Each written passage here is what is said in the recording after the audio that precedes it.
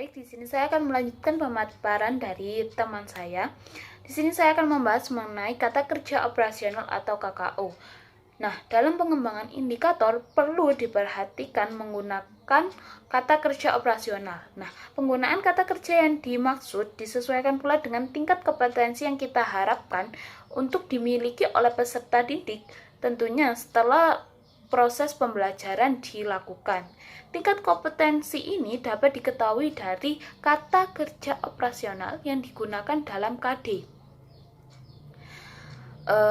Menurut Depdiknas, tingkat kompetensi dasar dapat diklasifikasikan menjadi 3, yaitu tingkat pengetahuan, tingkat proses, dan tingkat penerapan.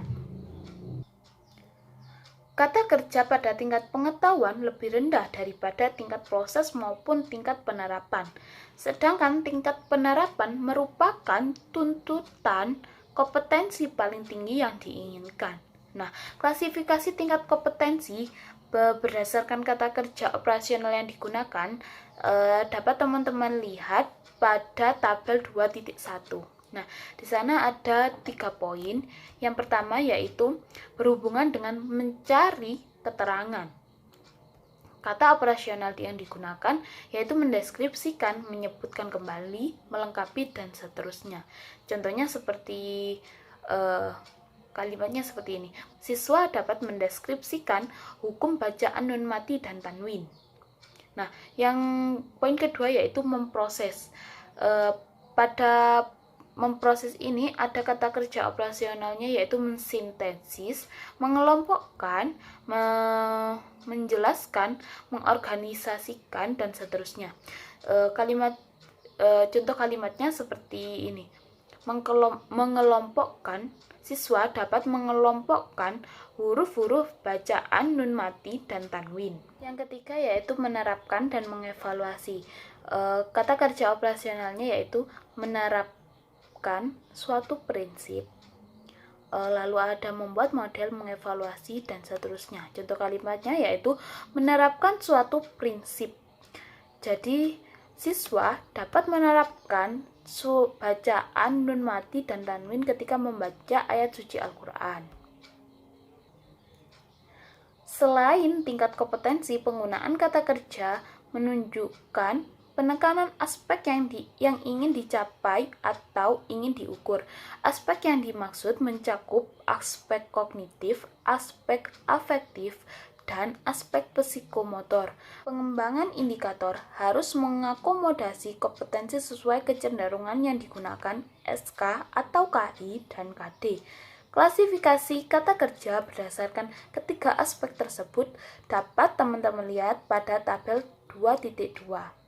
Pada tabel 2.2 itu mengenai kata kerja kognitif.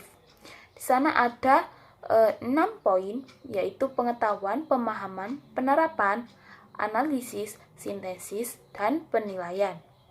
Contoh dalam pengetahuan itu ada kata kerja mengutip, menyebutkan, menjelaskan, dan seterusnya. Jadi contohnya seperti siswa dapat menjelaskan mengenai bacaan nun mati, seperti itu. Tabel selanjutnya yaitu 2.3. Di sana ada tabel kata kerja ranah afektif. Ada 5 poin, yaitu menerima, menangkap, menilai, mengelola, dan menghayati. Dapat teman-teman lihat sendiri lebih jelasnya pada makalah. Nah, saya akan sedikit mengupas mengenai poin menghayati. Di sana ada kata kerja mengubah perilaku, berakhlak mulia, lalu ada mempengaruhi, mendengarkan, mengkualifikasikan, menunjukkan, dan seterusnya. Contohnya yaitu setelah proses pembelajaran mengenai sifat wajib rasul, siswa dapat mengubah perilakunya menjadi lebih baik. Tabel selanjutnya yaitu kata kerja ranah psikomotorik, yaitu 2.4.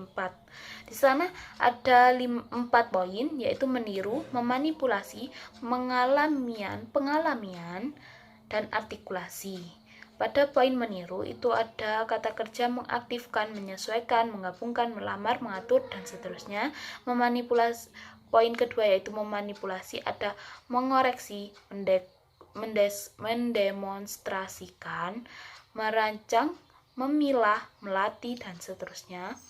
Yang ketiga yaitu pengalamian, itu ada kata kerja mengalihkan, menggantikan, memutar, mengirim, memindahkan, mendorong, dan seterusnya.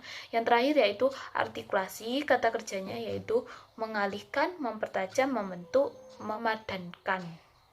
Terima kasih, mungkin itu saja yang bisa saya sampaikan. Assalamualaikum warahmatullahi wabarakatuh.